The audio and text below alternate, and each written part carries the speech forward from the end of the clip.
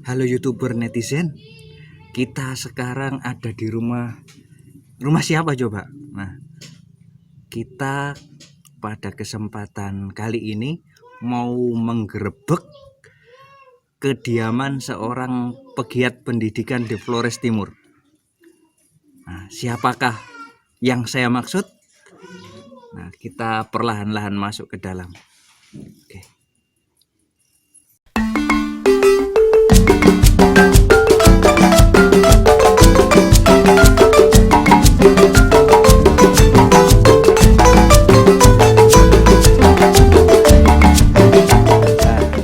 Ini dia rumahnya.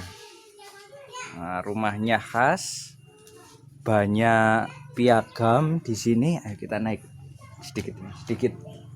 Wih, ini sebenarnya apa yang mau ditunjukkan dari piagam-piagam yang tertempel di dinding itu? Coba kita lihat satu-satu apa sebenarnya isinya.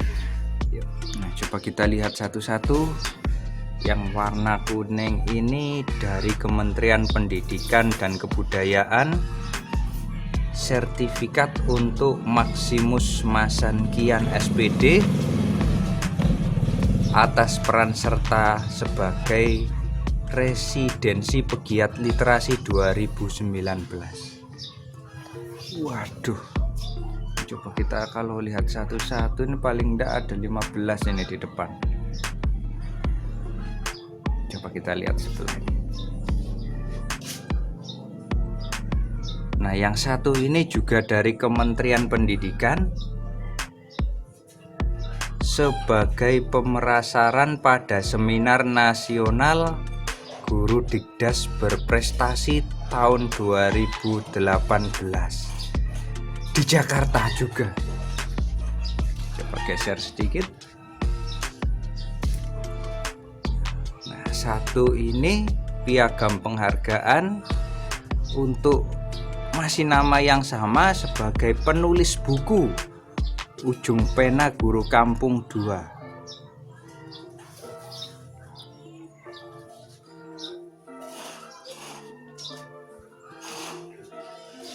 Waduh, kalau dibaca satu-satu ini sampai 2 jam juga tidak selesai nih.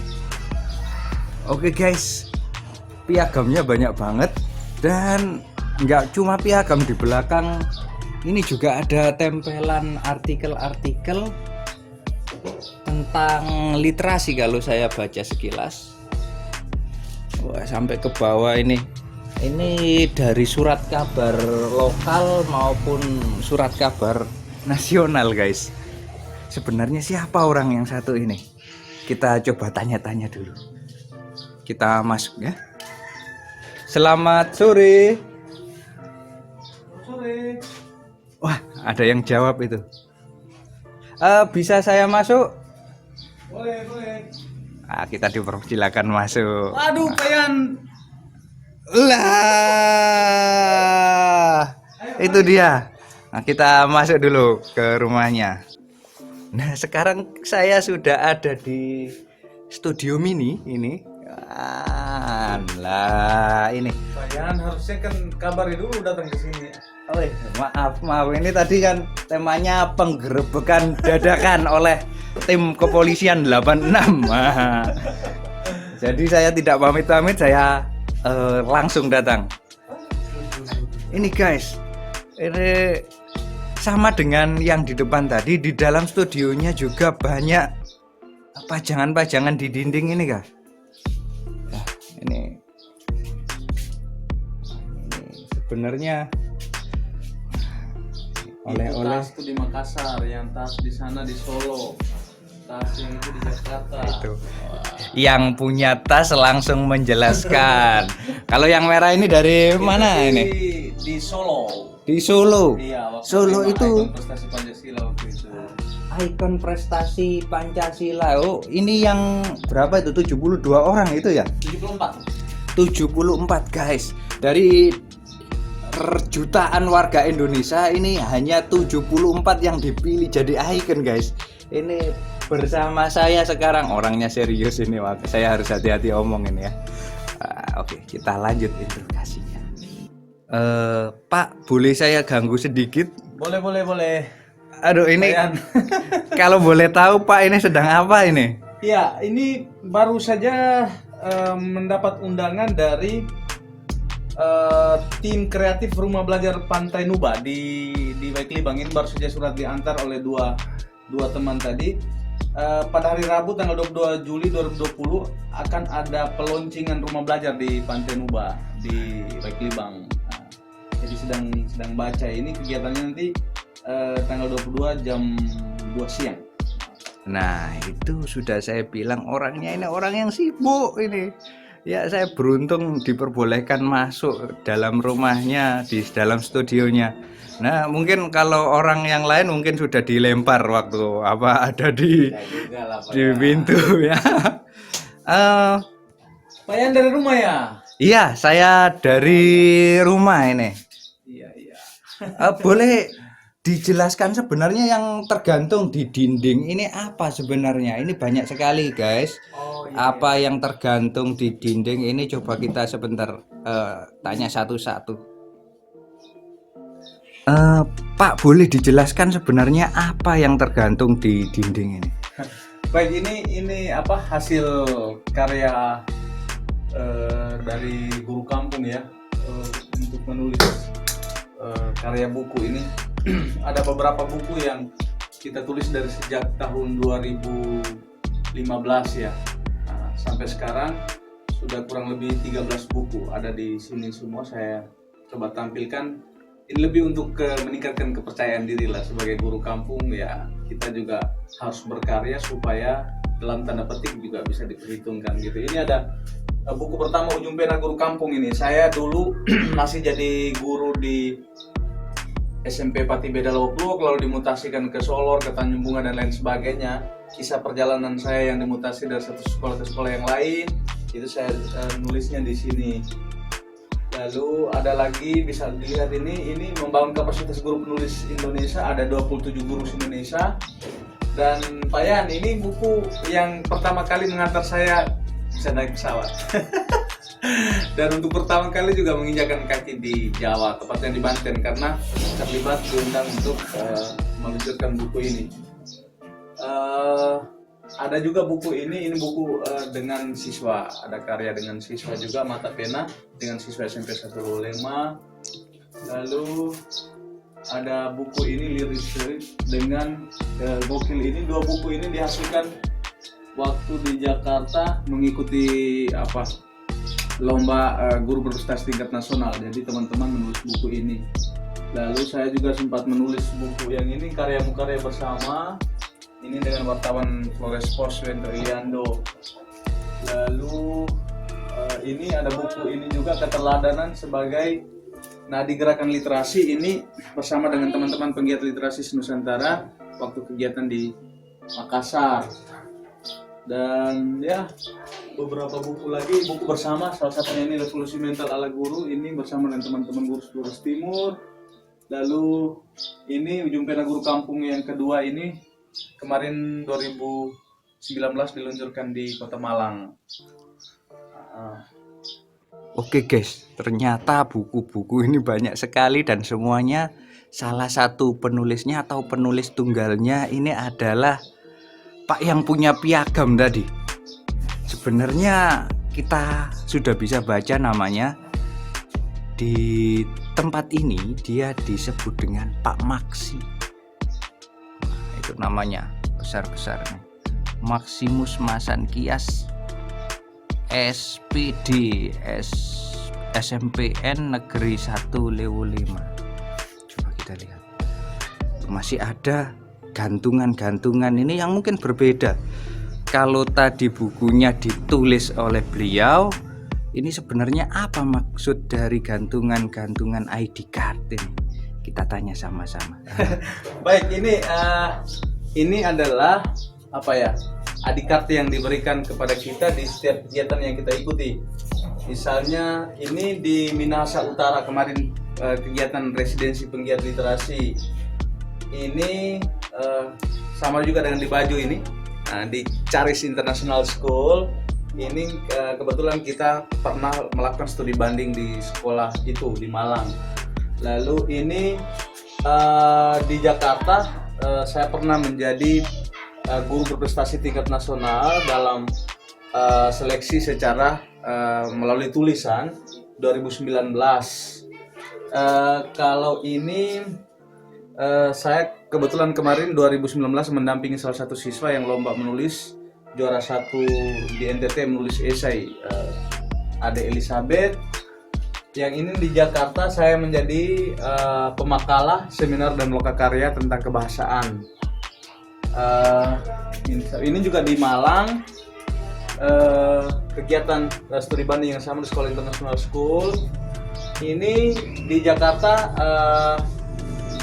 instruktur literasi nasional 2019 kemarin. Yang ini juga di Malang. Di Malang saya pergi 3 tahun berturut-turut, 2017, 2018, dan juga 2019, 2020 juga terakhir kemarin. Aduh, itu tadi guys. Jadi Pak yang ada di belakang saya ini prestasinya banyak sekali. Sudah keliling Indonesia, pengalamannya sudah banyak. Saya sebenarnya kesini mau menggerebek rumahnya ini minder. Minder kenapa? Waduh, ini Pak ini bukan sembarang-sembarang untuk di lingkup pendidikan. Beliau ini kalau bisa saya bilang pegiat kelas super. Nah, pegiat pendidikan kelas super. Bahkan di rumahnya ini juga difungsikan sebagai taman baca Pelangi. Jadi memang hidupnya ini sudah didedikasikan di bidang pendidikan ya. Seperti itu guys. Ini semoga saya tidak ditanya soal-soal yang susah-susah. Ini saya keringatan ini sudah. Takut kalau ditanya balik ini saya bisa jawab atau enggak. Ayo kita gerebek hal-hal yang lain lagi.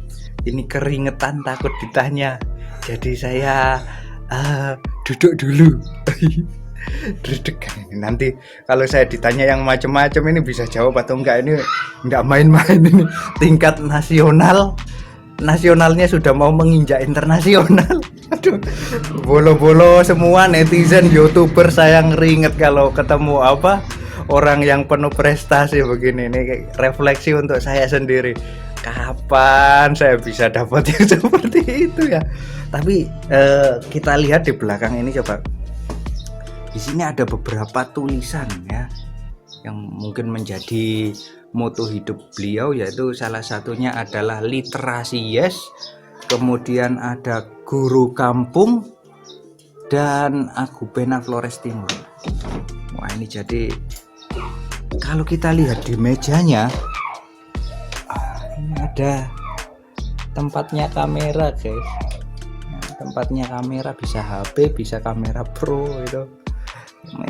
Sepertinya kalau beliau mau melakukan rekaman ini di sini nih tempatnya ini. Ini backgroundnya.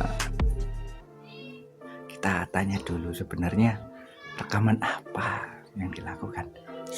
Ya, saya masih deg-degan ya. Oke guys, saya memberanikan diri untuk tanya sebenarnya apa itu guru kampung. Guru kampung. Kalau guru kan biasanya nggak mungkin di kampung, karena guru kan lulusan S1 pasti di kota. Ini perlu kita tanyakan ini yang satu ini. Pak, saya panggil siapa ini? Guru kampung. Oh, Pak guru kampung. Ya sebenarnya apa itu guru kampung, Pak? Itu. Jadi begini Pak Yan ya.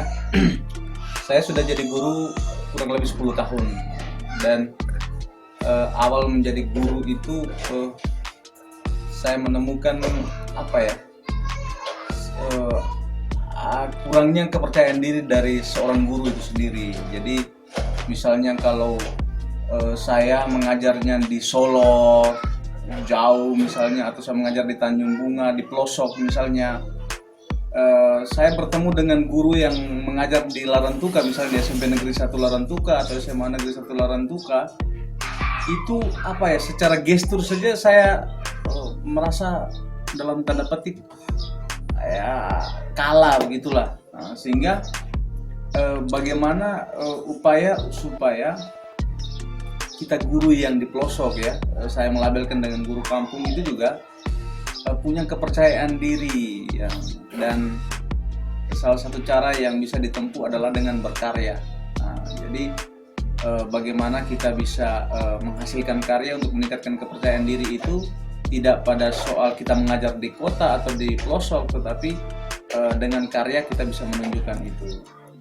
Waduh, gimana guys jawabannya guys, makin membuat saya minder. Bayangin aja piagamnya ngerentep itu, berjajar di depan itu ada 20-an, masuk surat kabar lokal, nasional, internasional, masuk semua. Tapi dia melabelkan diri guru kampung ini. Aduh, ini saya bener-bener, waduh, ini dadanya ini berdebar-debar. Kalau beliau yang penuh prestasi ini saja guru kampung, lah saya ini guru apa? Ini guru hutan. Gini. Aduh, ini guys, saya semakin keringetan ini. Saya sebenarnya nggak terima kalau beliau ini melabelkan diri sebagai guru kampung ini. Ini kita perlu korek lagi, apa sih yang mungkin ada sejarah tambahan lah. Paling tidak membuat saya tidak menjadi guru di hutan. Kita tanya saja, Pak Maksi, sebenarnya ini didasari dari ketidakpuasan saya atas jawaban Pak Maksi, yang masa sih prestasinya banyak begitu tapi melabelkan diri guru kampung. Sebenarnya ada sebab lain nggak sih selain yang sudah dijelaskan tadi? Payan ini ada-ada saja ini. Baik, ini Payan kan sudah tahu juga sebenarnya saya tidak pernah mengajar di kota kan. 2010 sejak menjadi ASN itu ditempatkan di SMP Pati Beda di Lobok-Lok, Demung Pagong, 25 kilo dari sini. Lalu 2013 itu sungguh asli guru kampungnya itu, karena saya dimutasinya sudah ke Pulau Solor, Watan Lema. Tepatnya di Solor Timur, bagian belakang, bagian Solor Timur tapi di selatan, yaitu di SMP Sata Patanbura. Lalu ya sempat juga dititipkan di SMP Bulu Blolong. Lalu beberapa bulan di situ saya dimutasi lagi di ujung Tanjung Bunga, di SMP Sata Priampo di Danau Asmara. Lalu kemudian ke Lewolema. Itu wilayah-wilayah di kampung semua, maka ya saya dengan sangat percaya diri melabelkan guru kampung. Nah, itu tadi guys, saya beruntung penjelasan yang terakhir itu tadi bisa lebih saya terima karena lebih ke arah penempatannya waktu jadi ASN guys. Jadi saya tidak jadi guru hutan lagi karena prestasinya nggak ada. Aduh. Tapi kalau kita lihat di sini ada seperti selendang ini punya motif yang bagus-bagus, warnanya kombinasinya bagus ini guys. Mungkin ada yang pernah lihat ini di tempat-tempat wisata itu, mungkin ada ya. Ini nggak tahu ini, sepertinya kain khas daerah di sini atau mungkin dari daerah mana. Nanti pada video yang lain coba kita gali tentang kain-kain yang seperti ini sebenarnya apa sebenarnya. Kalau saya kan kenalnya kain itu ya di kios yang jualan orang Chinese misalnya begitu, belinya 1 meter 65.000. Tapi kalau ini agak lain. Nah, kita kapan-kapan tanya-tanya itu, atau kita bisa menggali informasi dari tempat yang lain.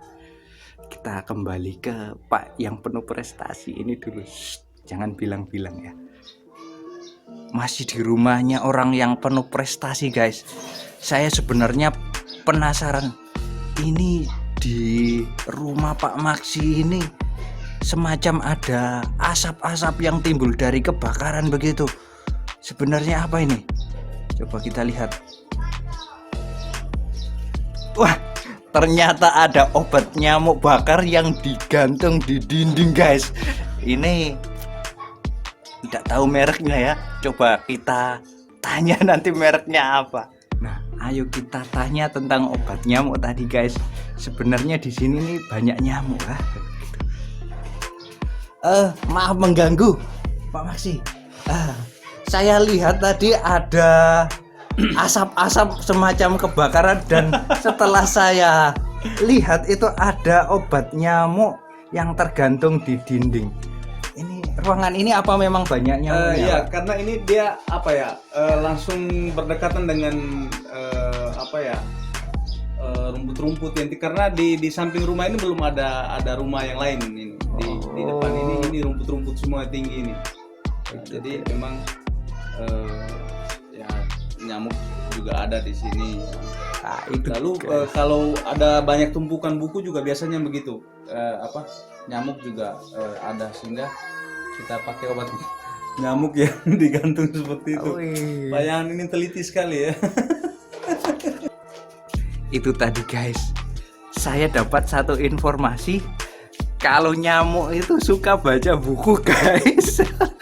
Kita tidak tahu bener atau enggak, cuma katanya kalau ada buku yang bertumpuk-tumpuk itu biasanya kan kalau di peribahasa itu kutu buku, tapi di sini tidak guys, di sini nyamuk buku.